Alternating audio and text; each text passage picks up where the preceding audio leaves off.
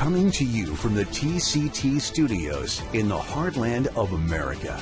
Truth shouldn't be complicated, but these days it often is, where faith, culture, and real issues shaping our world converge. Today, we cut through the noise. Welcome to Frankly Speaking. Welcome to Frankly Speaking. I am Frank Amedia, and I can only be Frank. Well, today's program is very special. It's part one of a special edition of Frankly Speaking with my exclusive interview with Ambassador Yechiel Michael Leiter in Washington, D.C. You know, there are moments in life when through decades of experience and growth and spiritual commitment, one meets a person and immediately senses that this carries greater weight and purpose than an ordinary acquaintance. Perhaps you too can recall such rare moments. They're encounters with a seemingly kindred soul that leaves us with a presence that's immediate and a lasting impression. And as I reflect upon my own journey, I remain deeply grateful for those wise men and women who God has placed along my path. These are individuals whose very words, their character, their insight, and their authority help shape my understanding and expand my horizons. But among the countless people we encounter throughout life, only a very small fraction actually leave this profound imprint upon our spirit and our destiny. Today I can say with sincere appreciation and confidence that I encountered such a man only days ago when I was granted the privilege of interviewing Ambassador Yechiel Michael Leiter. Now, this multi-part series is a special edition of Frankly Speaking, and it is inspired by this exclusive interview with a most distinguished and intriguing man who operates on the global stage with calm and confidence and purpose. I have often discovered that a person's name can offer some profound insight into their calling or their design and their purpose, revealing something of what the Creator has placed upon them in the earth to accomplish. And in this case of Yechiel Michael Leiter, it is striking how closely his life story reflects the meaning of his own name. And I believe this is going to continue to affirm his calling and destiny. You see, Yechiel is formed from Hebrew roots, Yechi, meaning to live, and El, a reference to God, together giving us the expression, may God live or God lives. Now, Leiter is connected to a Yiddish word, meaning ladder. And it's related to ascent, to elevation and climbing upward. And in Germanic, Leiter also carries the meaning of a leader or a guide. So there's the name, Michael, a Hebrew name of deep spiritual significance, originating from Yechiel, which humbly asks the rhetorical question, who's like God? So thus the name, Yechiel Michael Leiter, speaks powerfully of a humble man whose very identity testified that God lives. A man called to ascend in service to God, and a leader anointed to help guide others toward truth.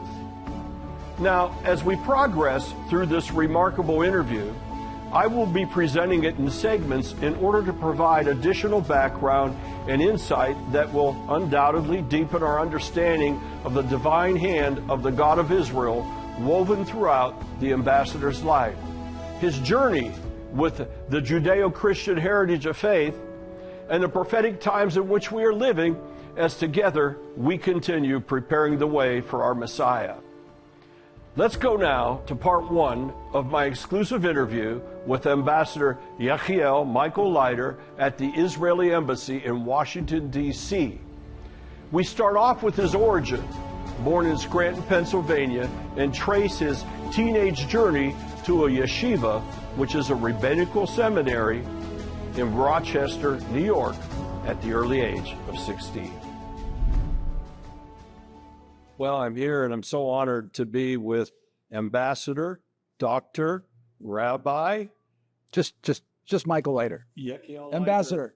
No, I like his Hebrew name, Yechiel. Bear with me. I'm doing my best with it, but I just love the name. Sir, I'm so privileged that you're here with us today. Good to be with you, Frank. It's my honor. And I know we're like a fly on the wall, according to everything. Not at all. But you're very intriguing. I knew of you. I knew a little bit about you. But as I began to learn more and more about you, and especially confide in some of my dear friends that are in Israel, I want to thank you, first of all, on behalf of Christianity, evangelical Christians, but on our country. And of course, you know, just the fact of the commitments you've made in your life for so long, and you've been so persistent about that. So rather than get into a long bibliography now, we'll work it in. But you're a young man. You're living in Scranton, Pennsylvania, flew in and out of that area. It's been a long time since somebody told me I'm a young man, so I'm delighted to be with you. Ambassador Leiter was born on October 1, 1959, which according to the Hebrew calendar was the last day before Rosh Hashanah Eve, which is the beginning of the Hebrew New Year. Now I find this also to be a prophetic hint into divine purpose for Yechiel's life that intersects with a word declared by Isaiah some 2,700 years ago, where he said, "Forget the former things, don't dwell on the past. See, I'm doing a new thing. Now it springs up. Do you perceive it? I am making a way in the wilderness and streams in the wasteland." Now, baby Leiter was too young to take it all in, but his arrival on earth was bridging between two significant decades in this development of the state of Israel. 1959 was a year when Israel's democratic institutions were getting stronger, national identity was being formally commemorated, and Ben-Gurion's leadership was at its height. It also reflected the ongoing security challenge and those internal tensions that would shape Israel's early statehood. Now, it is interesting that Yechiel Michael Leiter is born on the day before Rosh Hashanah, and if you will, has one baby foot in that year that is sunsetting, and one baby foot in the new year, 1960, which is dawning. And 1960 was a year of significant events. That year, the Mossad agents abducted Adolf Eichmann, who was hiding in Buenos Aires. Eichmann, the infamous architect of the Nazi final solution that resulted in the Holocaust and genocide of 6 million Jews. Eichmann's capture was a landmark in Israel's intelligence capabilities and a powerful act of justice against one of history's most notorious war criminals. Israel demonstrated in that year that its resolve to defend its borders and people with Operation Tawfig, which was a counterattack of retaliation against the Syrian village for attacks on Israel's. And Israel has maintained this same policy until this present day. Dr. Leiter recounts that he first became aware of the call to Israel, which he confesses as his first epiphany to return to his ancient Hebraic roots, that this happened in the 3rd grade. And at that moment, the eyes of his soul sprung open, even as Isaiah said, calling him from Scranton, Pennsylvania, and activating his passion for his roots to Eretz Israel, the land of Canaan, as first granted by the Lord God to Abraham. It was from that moment that this young Jewish lad knew that he was called to make Aliyah to Israel. So prophetically, his soul discovered his destiny that was defined by his name. The God of Israel was activating in his heart. God lives, Yechiel, and Leiter, his Yiddish surname, to ascend, to go up, to climb the ladder, to make Aliyah to Jerusalem. Aliyah is the immigration of Jews called in from the diaspora to Israel. So for much of their history, most Jews lived in the diaspora outside of the land of Israel, and this was as a tragic consequence of historical conflicts, persecution, expulsions, displacement, and exoduses. But before the turn of the 20th century, 99.7% of the world's Jews lived outside of the Promised Land, with the remaining fraction living within the land of Judea and Samaria. Now, thousands of Jewish people moved to Israel every year. I'm going to be right back to continue on with the special edition of Frankly Speaking right after this break. As usual, TCT partners have stepped up in time of need. As missiles rain down, the bomb shelters you helped provide are serving as a safe place for the men, women, and children in Israel. Now we bring to your attention another crucial piece of life-saving equipment needed to save lives in the Jewish state. Magen David Adom handles all ambulance and rescue services in the state of Israel and is funded almost exclusively by donors. They are in need of metacycles that are used as ambulances on two wheels that can get life-saving treatment to individuals much faster than traditional rescue vehicles. TCT has committed to providing one of those metacycles, and we invite you to partner with us. Join Christians across the world who stand with TCT as we stand with Israel. Please send your very best love gift to help us provide this desperately needed metacycle to save lives in Israel.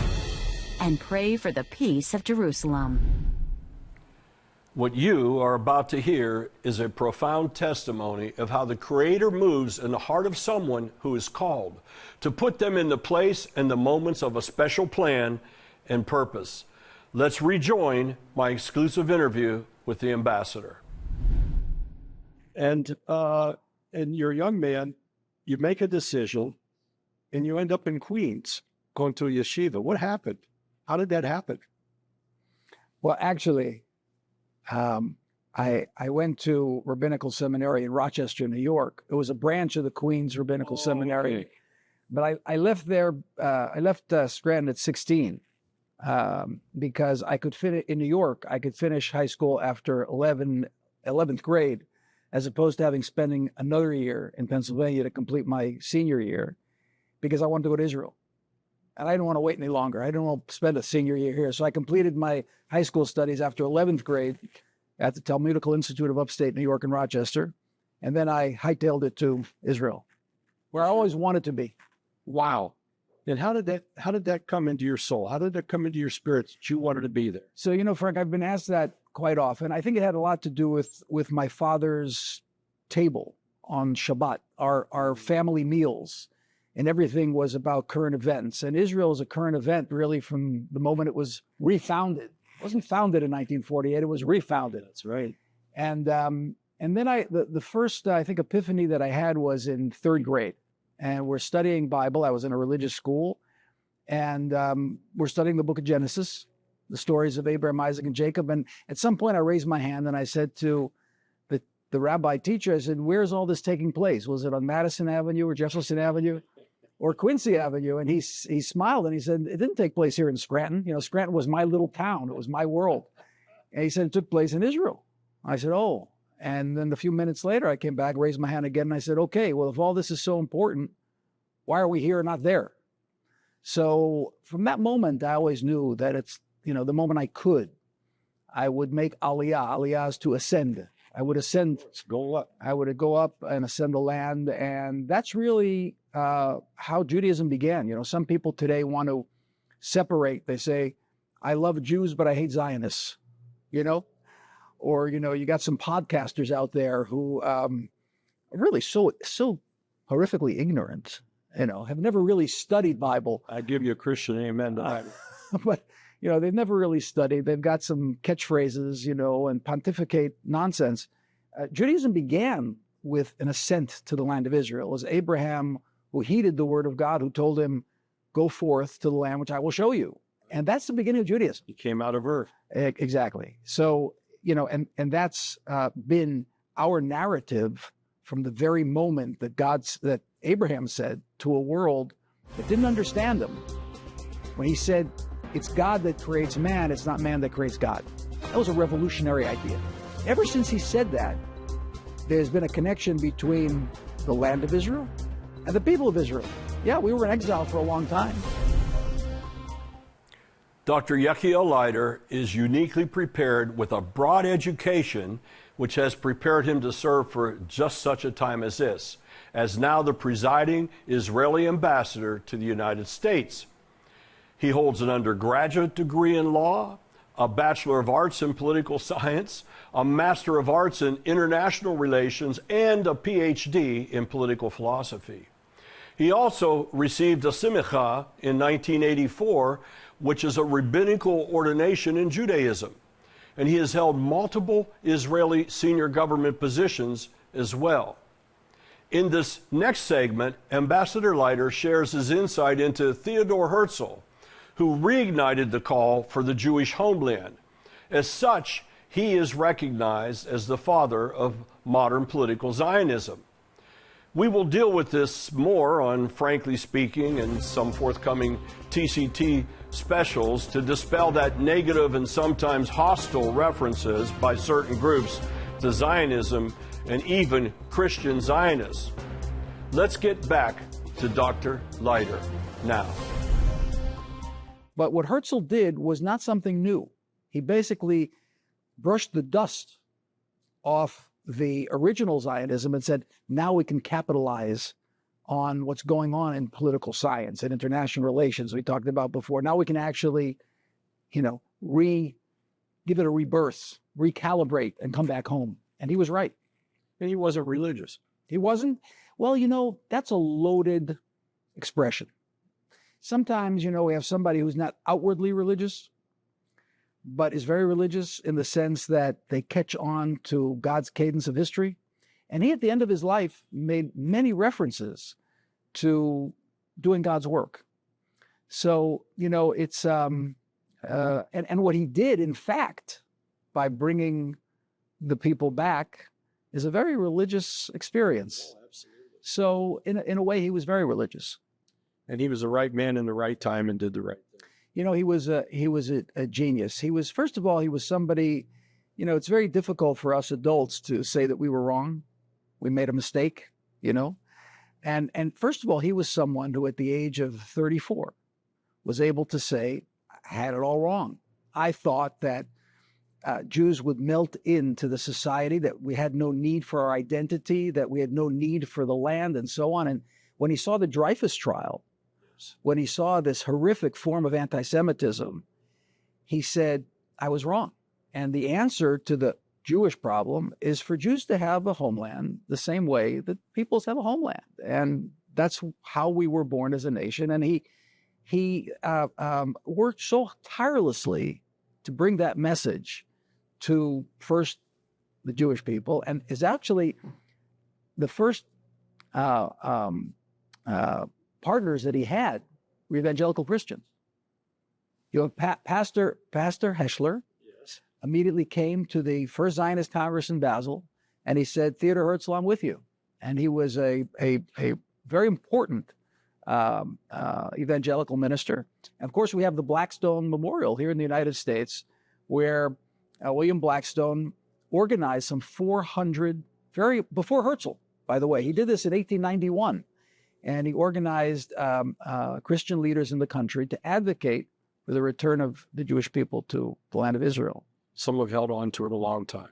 Absolutely. I've been blessed in my life to somewhat serve in some smaller ways. And some of that have been the Christian Zionist Congresses. And of course, the International Christian Embassy Jerusalem declared the first one, and that was in Basel. And I was one of the 3 declaration writers. And wow, at that time, we came under a lot of persecution. What's a Christian Zionist? What do you mean? Why are you calling yourself a Zionist? And you had different denominations within what is the broad stroke evangelical Christians that really, really were put off with that. Then we had the second one that was in Jerusalem.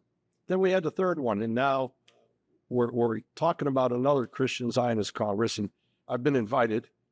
It's interesting to see because now there's that correlation between Jews and Christians for this Congress. We didn't have that in the first 3. So something wonderful is happening. Dr. Leiter opened the conversation to a background on Zionism, which I further expanded to touch on Christian Zionism. We will pick this back up in our next program, part 2 of this special edition of Frankly Speaking.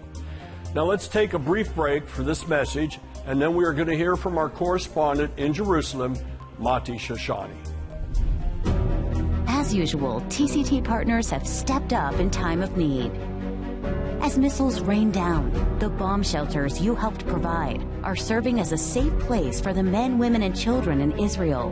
Now we bring to your attention another crucial piece of life-saving equipment needed to save lives in the Jewish state. Magen David Adom handles all ambulance and rescue services in the state of Israel and is funded almost exclusively by donors. They are in need of metacycles that are used as ambulances on two wheels that can get life-saving treatment to individuals much faster than traditional rescue vehicles. TCT has committed to providing one of those metacycles, and we invite you to partner with us. Join Christians across the world who stand with TCT as we stand with Israel. Please send your very best love gift to help us provide this desperately needed metacycle to save lives in Israel. And pray for the peace of Jerusalem. Shalom, Frank and the TCT family. I'm Mati Shoshani, here just outside of Jerusalem to bring you the news of what's actually happening in Israel and the Middle East. First, before we get started, I want to tell you that if you want to watch a longer version of this and learn more about what's happening, you can visit the TBN Israel YouTube channel to find out in depth on a daily basis, or follow me, Mati Shoshani, or my colleague Yechiel Pinto on social media, where we give updates from the ground in Israel to you guys back at home. Let's dive into it. Listen, there's a lot that's going on in the Middle East. Let me give you the big picture, and then we'll dive into what really, really matters. We'll start with the big ones.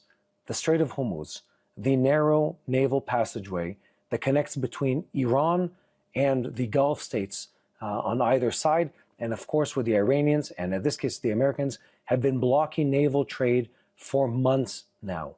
Well, there's a lot of developments that are taking place there, and there are a lot of developments taking place in the Middle East as it relates to the United States, its armed forces, and of course, the nation of Israel.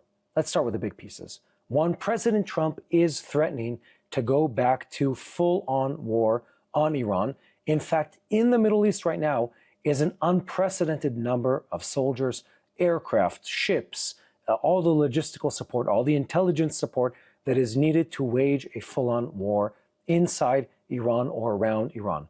Not only that, but the United States has been encouraging, guess who, the UAE, the United Arab Emirates, to be part of a strike group against the Iranians and to take over some of the Iranian oil islands that are key infrastructure pieces for the Iranian economy. Now let me explain why this is important. Part of what's been happening for the last several weeks is an American financial pressure campaign on the Iranian regime. The Iranians closed the Strait of Hormuz, intending and hoping that it would disrupt global trade. And then, well, the Trump administration flipped the table on them and did the exact same thing to them. Now the Iranian regime is bleeding to the tune of $450 to $500 million per day of lost revenue from oil sales, specifically to China. And the U.S. has been targeting some of their oil facilities and is threatening to do so at a much higher rate if the negotiations don't move forward in the immediate future. In fact, just today, in recent days actually, on multiple occasions, President Trump has threatened to engage again in full-on warfare against the Iranian regime if they don't quickly move forward with the negotiations. It gets more interesting though, because one of the biggest patrons of the Iranian regime has been the Chinese government. And after the recent Trump visit in China, it seems that it's possible that the Chinese will be less inclined to support both in cash and in goods in the raw materials needed to wage war on a global scale. They'll be less inclined to support the Iranian regime. And now that we know that, we need to ask ourselves the question of where are things going?